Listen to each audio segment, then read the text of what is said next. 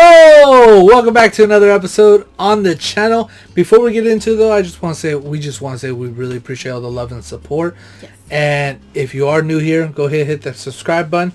It is free, and also you can always stay up to date with the channel. So today we are doing a movie review on Justice League, the Zack Snyder's cut. A little background information. Her and I were actually just starting a date when that movie. No, the movie came out a few months after we just started dating, and she only knew so much. She mainly knew a lot from Teen Titans and a few other things. I was kind of the bigger DC fan, and her and I had conversations about Marvel and so on and so forth, and kind of got her in the realm of it.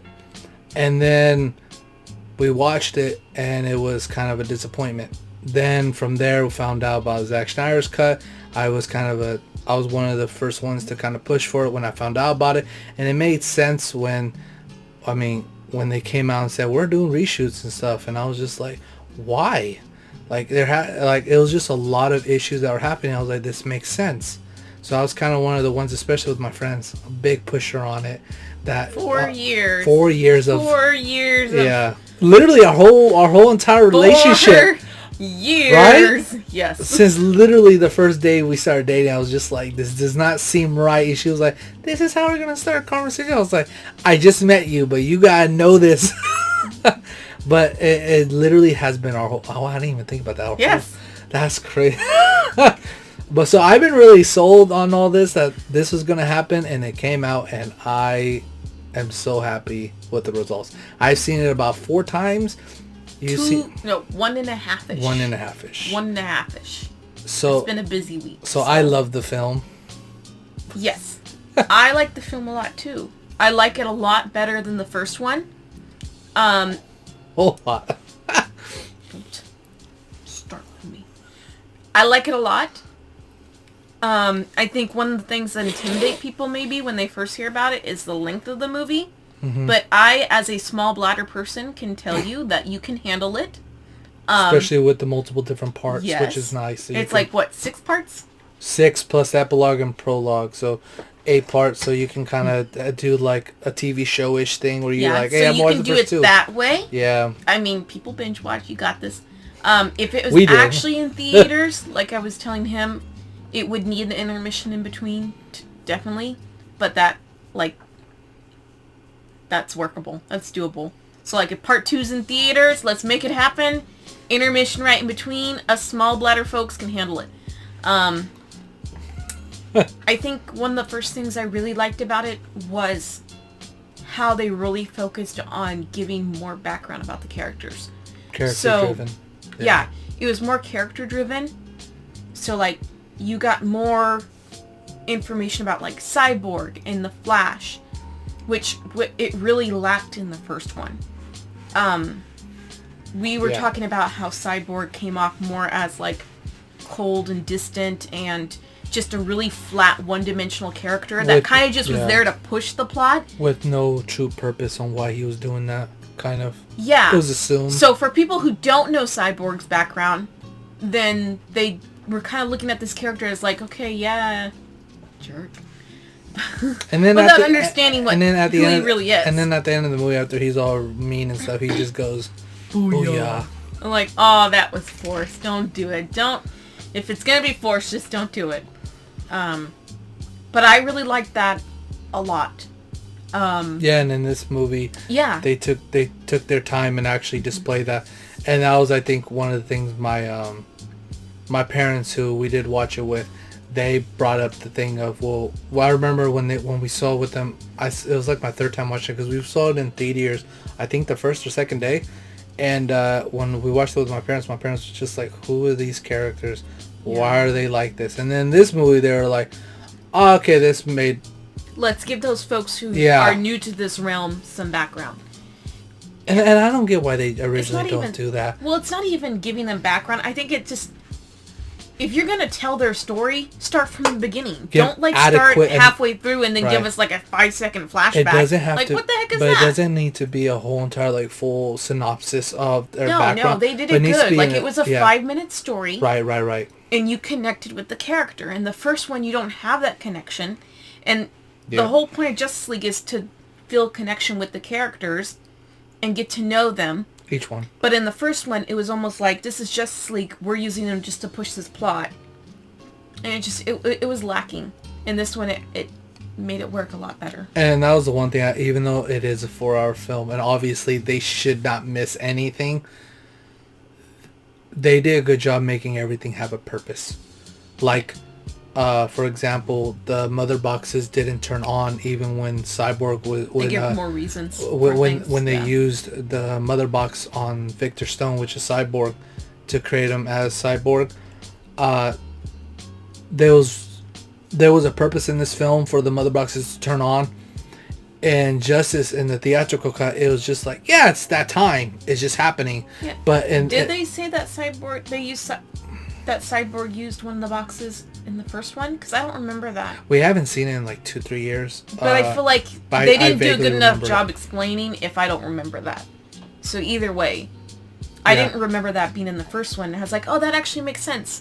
Okay, I get it. Yeah, and one of the major other things that I would say that's super important was a lot of big names for the minor characters, like William Dafoe, Amber Heard. You have Jeremy Irons. You even have what's his name, who helped with the Terminators, Dyson, the father of Cyborg. Yeah, they had such a big cast and they made it work and he kept it consistent, which is something that can be really hard to do. And that's what they didn't do for the theatrical cut, was that they didn't even touch on it.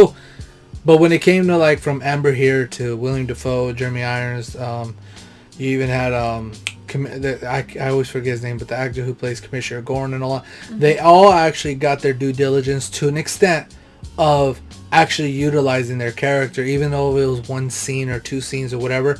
They're actually being utilized because you didn't see any of these characters. Even Alfred was only 3-4 scenes in the other movie, and this one he was in half the film, which was all needed. The stories, which is exactly what you want in that kind of thing. And it prepared for the upcoming films that was supposed to happen.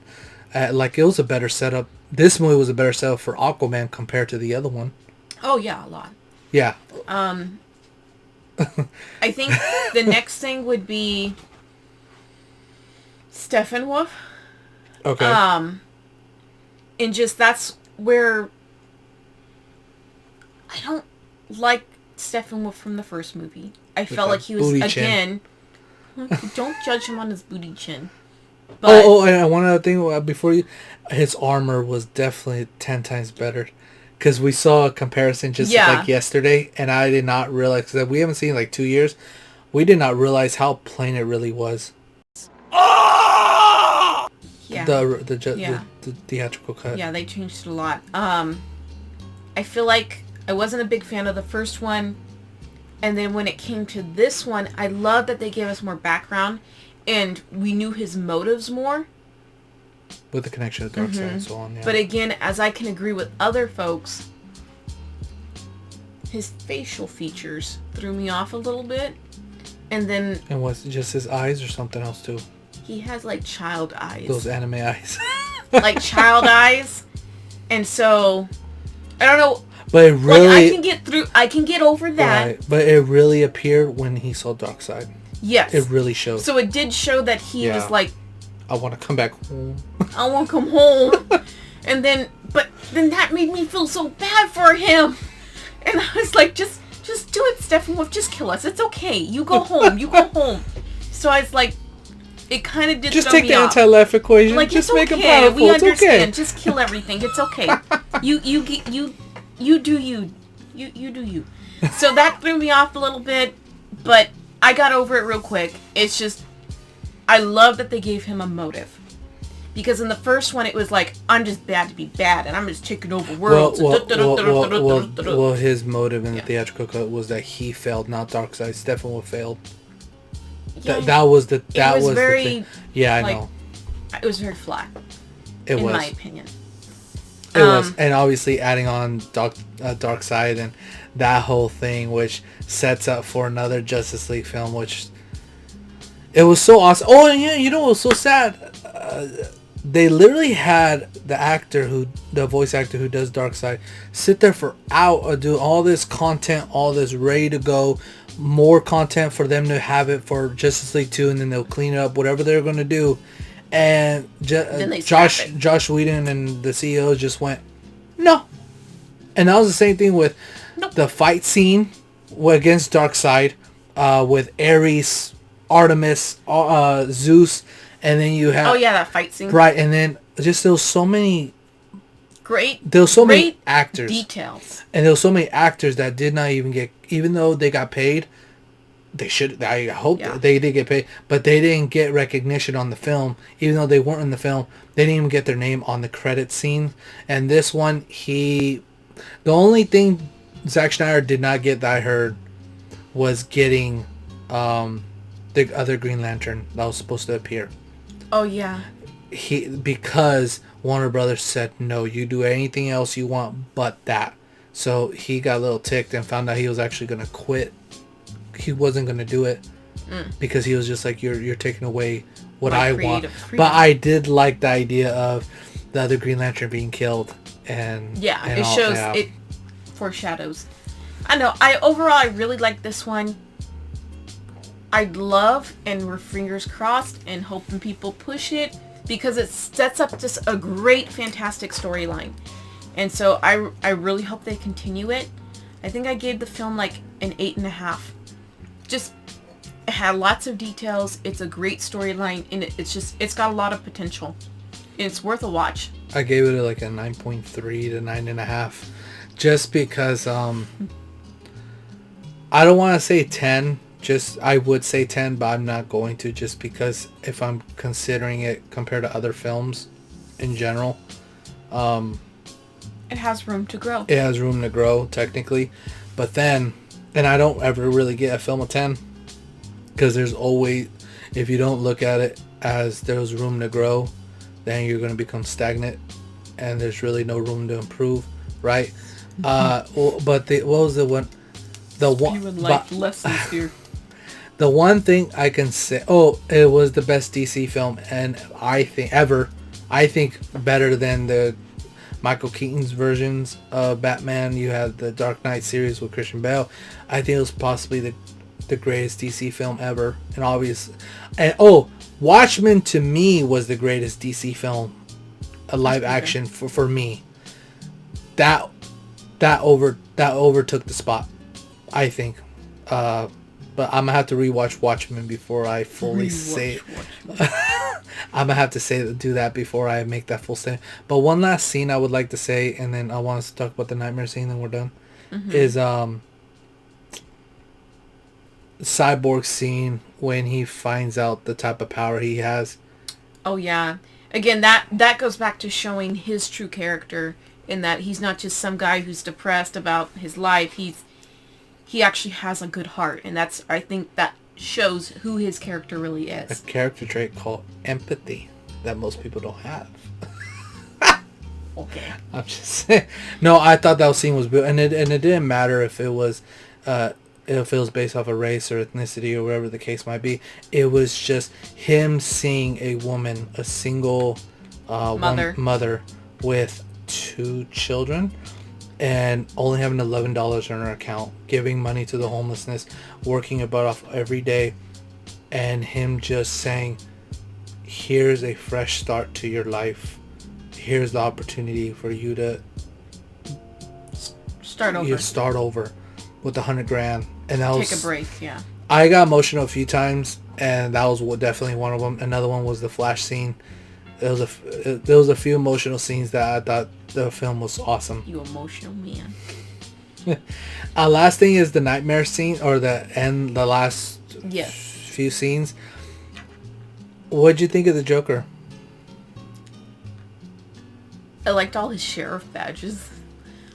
Yeah, and it reminded. I don't know. It was funny. I don't know if I saw it or it hit me when we watched it. I don't remember because it was about a week ago.